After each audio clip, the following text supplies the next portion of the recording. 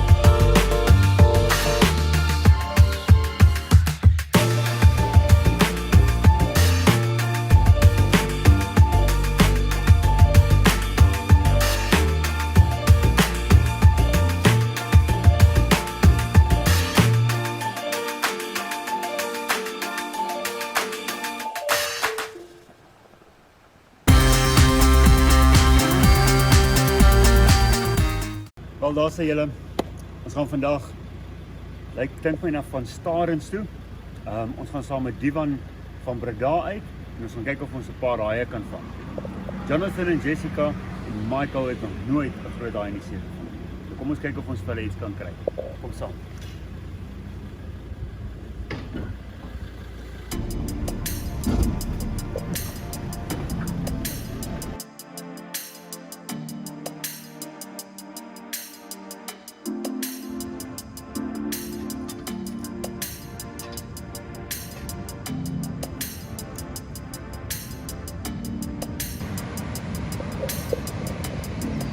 Staan nie saam met Divan van Breda. Divan, dis jou speelplek hier. Ja. Jy ken hierdie plek, jy vis hom baie. Wat gaan ons hier doen vandag? Ons gaan vandag teiken wat meeste mense wat my mark is van oorsee af, almal van Frans af, Amerika, reg oor die land in Afrika, almal kom soek bronsies. Ja, daai ding trek lyn van jou katolla soos absoluut niks. Wat maak 'n bronsie spesiaal? Juist dit. So hy trek daai lyn af, hy hou jy gaan huil. Jou rug gaan pyn en die bronsies is baie sterk. Ons het 'n groot drop-off so 'n kilometer in hierso vir die water. Die massa water wat oorkom is baie. So die strome hierso is baie sterk. So hy gaan lê die stroom. Hulle moet dan groot pectoral vind en as hy net so lê, nee wat dan. Kan ek jou rug. Wat is die kans dat ons iets anders erop tel as terwyl jy vir die bronsies gaan? Dit hang af van die watertemperatuur. as die water effens warm is, dan gaan ons net klein haaietjies, dalk 'n diamantrog, stingray, daai tipe goeders vang.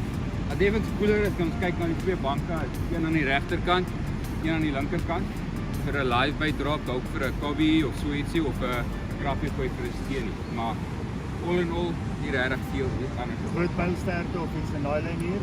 Minder as wat in Jeffries. In Jeffries gewoonlik teken ons die pylsterte, maar hier is. Okay, kom ons vang 'n bronsie saam met Divan.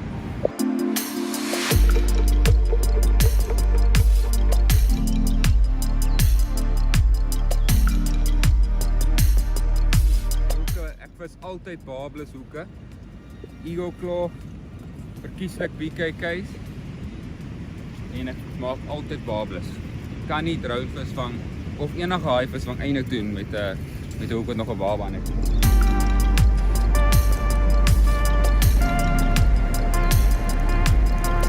Okay, so nou as ek die drone gebruik, ek ken nou die plek want ek hengel die laaste paar dae hier, maar ek kyk gewoonlik vir 'n rippie. 'n Rip is waar soos daar is amper soos 'n sterk stroom vir daai wat nie weet nie. Nou kyk ek vir 'n rippie, want nou weet ek as ek my aas sit in daai rip, dan gaan al daai reuk van die aas saam met daai rip uitgaan. En dan gaan die reuk van die aas heel moontlik ver travel.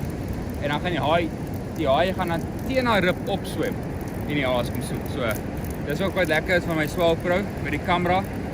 Kan ek mooi sien. Ek gaan nou glare omdat daar 'n foon naby is. Maar kan ek mooi sien waar die rips is.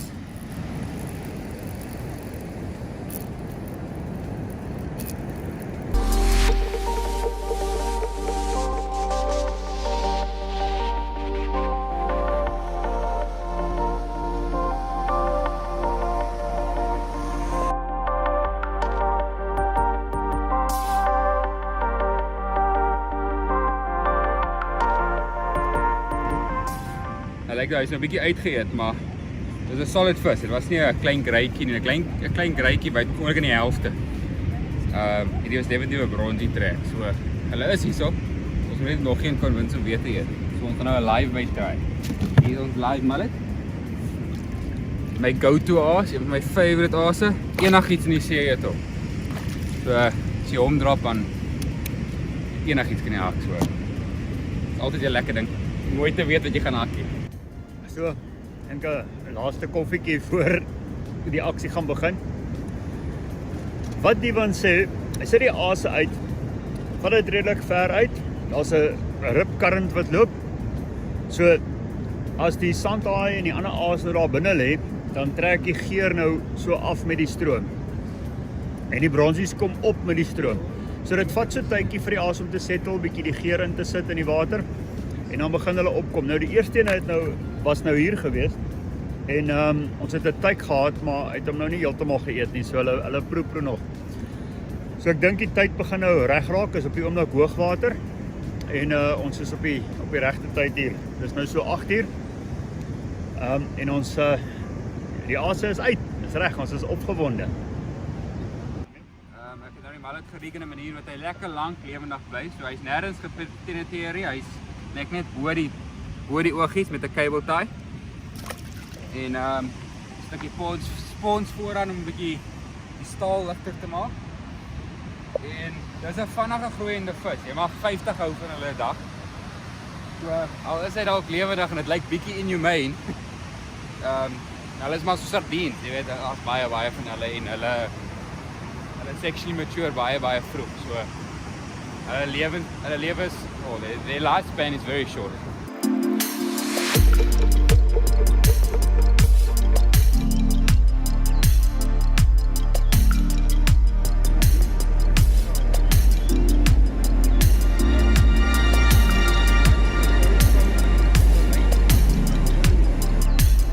Al was die eerste ordentlike bronsie pick-up.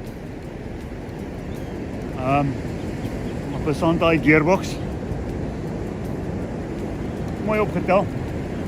Nie massive nie. Maar 'n mooi vis.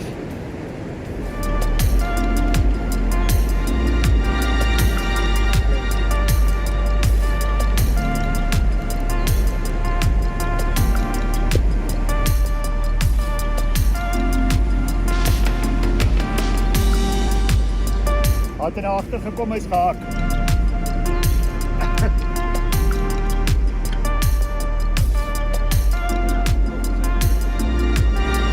gang.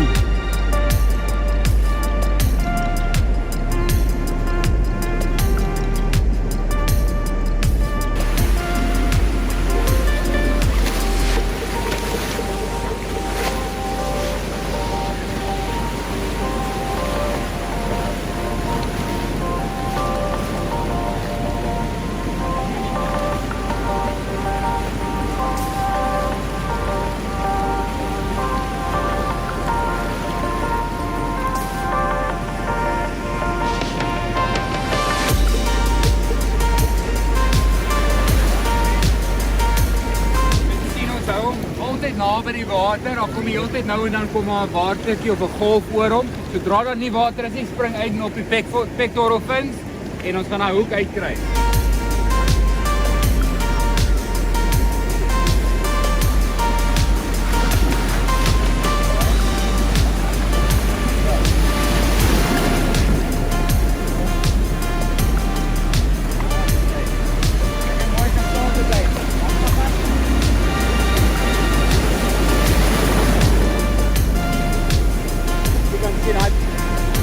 Jy kan sien hy brontie swem weg, baie mooi gesond. Weer is die sirkelhoek, die groot tackle, die 5 lankie. Ons hou hom heeltyd by die water en dit is 'n quick release. Well done. Well done. Minder as 'n uur, so 50 minute gespeel. Lekker sterk, want dit is 'n mannetjie. Mannetjies beklei harde. En is lekker, ek my deur gehad. Nou die een wat agter die kamera staan is Jessica. So die volgende ene wat van is hare. Kry vir jou.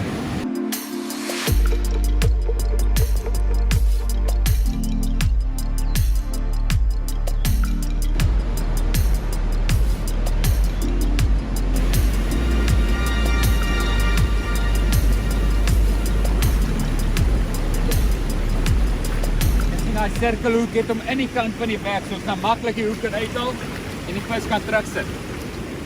Dit gaan perfek in die kant. Wie kyk, beste hoek nie, maar kyk hoe maklik is daai hoek uit. Nou sy, pragtige mooi visie. Hoi, ken jy die sweetie?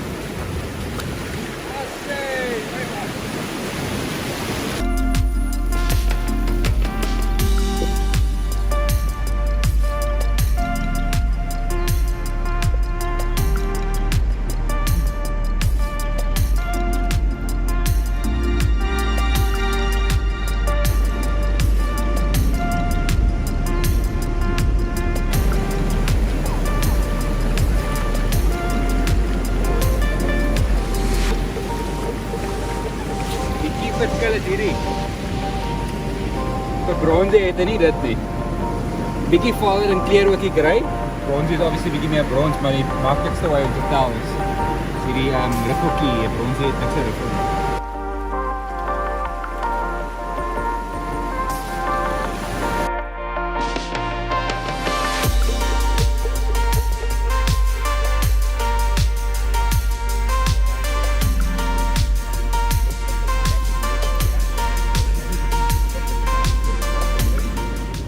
Alright, so daar's twee dinge wat vandag baie moeilik gemaak het. Een is die water is baie warm in Jeffreys PE area nou vir maande lank.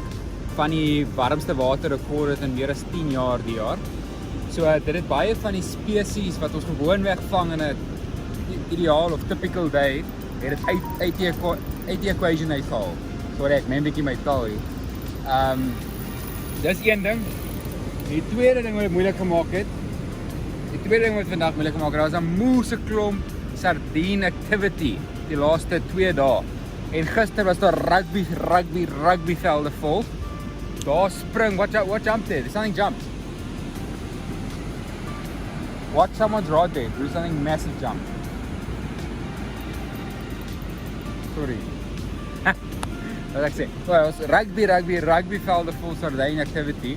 En nou wat gebeur het, is daar so baie sardine activity naby die kant kom, trek dit al die vis wat die banke patrol vir sandtaaie en vir lewendige hardes, trek dit sardiens toe, want sardiens is baie nutritious.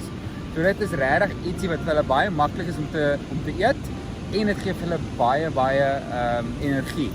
So dit trek letterlik al die vis weg van die kant af. En vandag is daar niks as sardine activity nie. So daai vis is almal saam met as 'n diens diepsee toe en dit het nou regtig vandag moeilik gemaak, maar ons het aangehou, ons het die regte haas, weet ons het die regte haas, gewees op die regte plek. Ons het letterlik net gewag vir die windows en ons het 2 visse aangekry, 1 geland sover en ek is redelik seker ons gaan hier ook kry. Ja, gaan die karp. Nou, hy's 'n wat sê man 'n marmelkrab. Okay, Johnny, hy's amper op die kant. Well done. Dankie tog.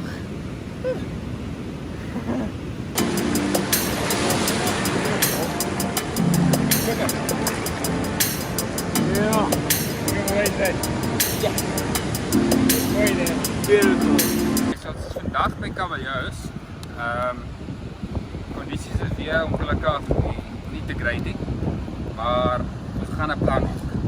Dis 'n suidwind wat nou waai. Enige mense wat weet van visvang met af hierdie kus is 'n giftige wind. Maar hy gaan bedaar later vanmiddag en die water is op pad om in te kom. So daar is ook 'n paar positiewe. Ons gaan vis vir 'n groot reintjie. Ek verwag dalk 'n diamantrol of 2. En as ons lucky is, met dalk Werner sy soort baby van. Kom ons check. Okay, so ek hardloop net gou deur 'n strop wat ek so baie gebruik. Ek gebruik so 2.5 meter staal. Dit is die sweet spot. Ek gebruik gewoonlik 'n 12-0 BKK Monster Circle. En obviously maak ek die hoeke heeltemal barbless. Vir daai mense wat nie weet nie, hoe om die hoek te connect met die staal, gebruik ek 'n snel knoop. Druk hom van die voorkant van die hoek af na die agterkant toe, af met die shank.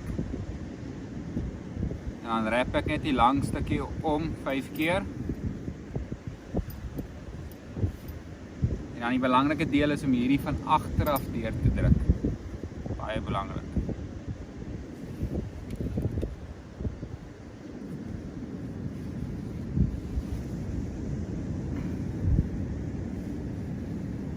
Here we go.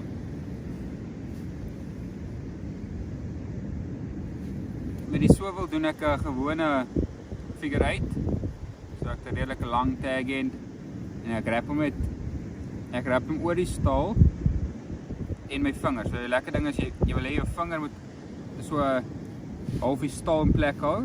Die tweede end moet half parallel loop met die ander staal. En dan wrap jy net die tag end om die vinger en die staal 3 keer. 2, 3, nou haal jy hom van jou vinger af, weer eens van agter af. Nou belangrik met hierdie knoop is, moet hom nou net styf trek nie. Vou hom uit. En as jy hom uitvou, dan moet jy ietsie soos dit kry. En dan, die ander belangrike ding is, trek hom eers styf. Moet hom nie aftrek nou nie, want dan gaan hy jou staal krinkel. So jy wil eers hierdie knoop styf trek. So, en half is wat ek wil hê moet wees. En dan gebruik ek my duim en my vinger net om af te gly. Dan gaan hy staal perfect by. Niks te krinkel nie. Voilà.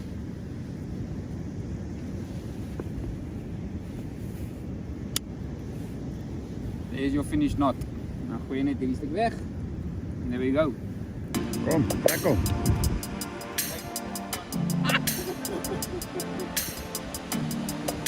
Mike, cowboys don't cry. Kees, Cowboys don't cry. nie cowboy. Ek is in Kempton groot geword. Presies, jy kan die cowboys lesse gee.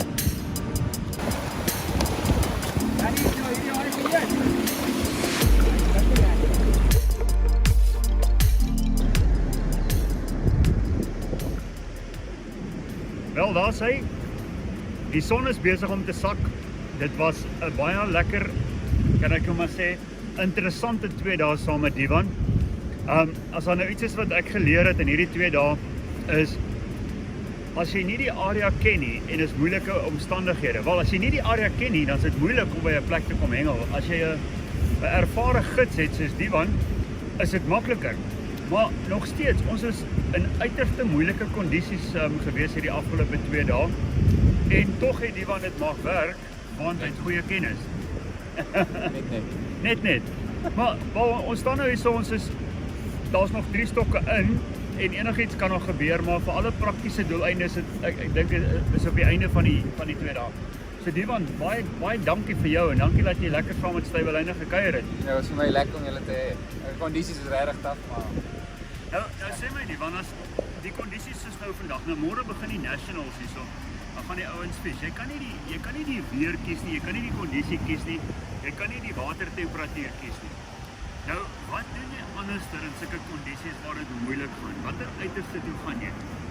praat jy nou van 'n gidse perspektief of 'n kompeterende perspektief? Want ek kan jou 2 antwoorde gee. Ja, maar uit 'n gidse perspektief is dit ook kompeterend, want onthou, Of course. ja, jou kliënt kom boek weke of maande voor die tyd.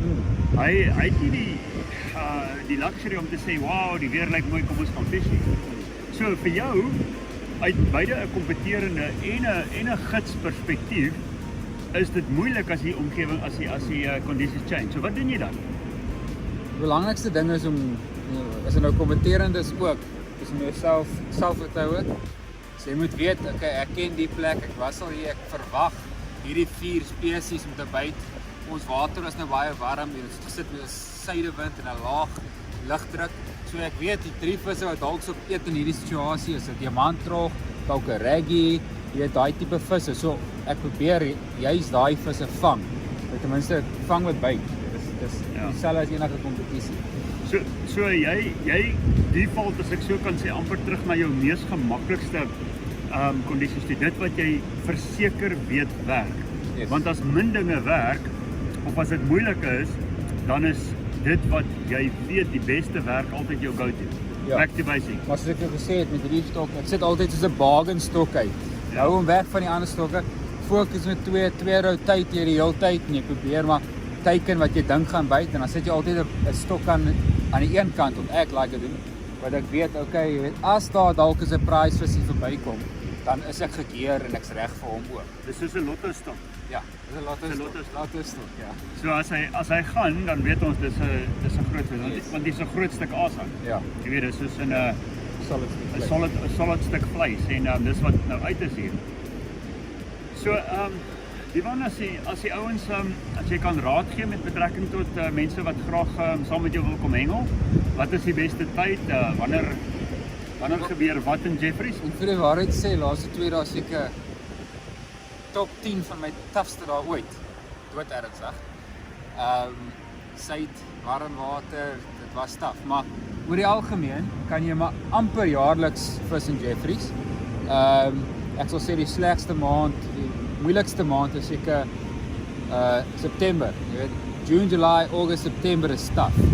Although jy kry meer eetvis dan, so as okay, kom ek sê maar net as jy nou wil eetvis vang, dan kom ons kyk, dan kyk jy na June, July, August, Oktober. As jy nou wil haie vang, enigiets van einde Oktober tot einde April, Mei. Okay, so ons was nou reg op die haai tyd, maar met die warm water wat nou in is dit nou 'n bietjie moeilik. Ja, dis nou taaf. Maar nog steeds, ons het ook vandag het ons 'n mooi diamantrog gevang. Nie massive nie, maar redelik groot. Die hoofdag gevis hoor. Ja, dis waar ons het eers 1 uur begin. En ons het 'n mooi smoothhound gevang. Wat ook 'n mooi Ons vis gaan nou reggie vang. En ons gaan nou 'n reggie vang. As ons nou 'n pylie vang, dan staan ons hier so tot vanaand 10 uur. Ja. Maar Divan, baie dankie. Dit was lekker om saam met jou te kuier. Ja. Nee, ek het dit waardeer baie.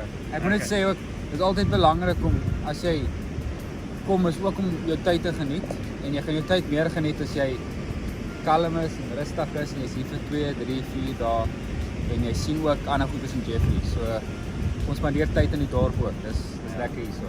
Ja, ek moet sê dit was nou baie lekker geweest saam met Divan. Gister het ons lekker worsies gebraai op die strand. Vandag hy sit so mooi skerm op. Ons het lekker gesit en koffie gedrink en so dis eintlik lekker ontspanne en jy kuier en jy leer en die mense kom by jou hier verby en almal ken vir Divan. So jy leer baie mense ken hier. So dis nie net 'n sterk hengel ekspedisie nie, dis 'n lekker kuierdag. Dankie. Nou ja, as ons nie iets groots vang binne die volgende uur tot die son weg is nie, dan is dit die einde. En dankie dat julle dan saam met ons gekuier het. Ons sien julle weer. Waardeer. Cheers.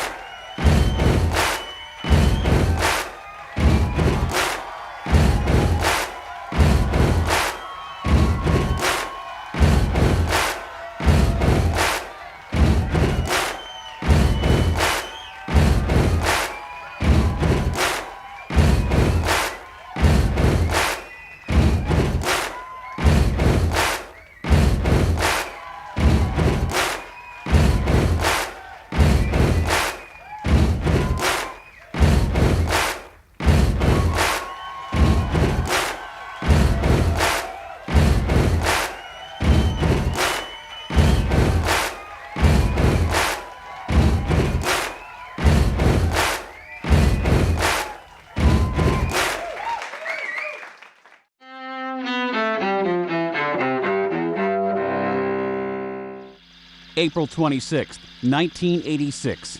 An accident has occurred at the Chernobyl atomic power plant as one of the atomic reactors was damaged.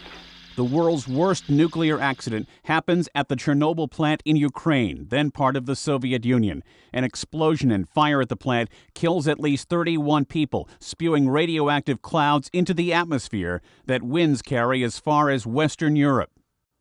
1865. Federal troops surround and kill John Wilkes Booth, President Abraham Lincoln's assassin, near Bowling Green, Virginia. 1607. English colonists wash ashore at what's now Cape Henry, Virginia. Weeks later, they establish Jamestown, the first permanent English settlement in the Western Hemisphere. 1937. Planes from Nazi Germany and Fascist Italy raid the Basque town of Guernica during the Spanish Civil War. 2000. Vermont's Governor Howard Dean signs the first bill in the United States allowing same-sex couples to form civil unions. And 1989. Hello, friends. I'm your Vitamita Benjamin girl. Are you tired, run down, listless? Do you poop out at parties? Actress and comedian Lucille Ball, star of the classic TV hit I Love Lucy, dies in Los Angeles at the age of 77. Today in history, April 26th. Ed Donahue, The Associated Press.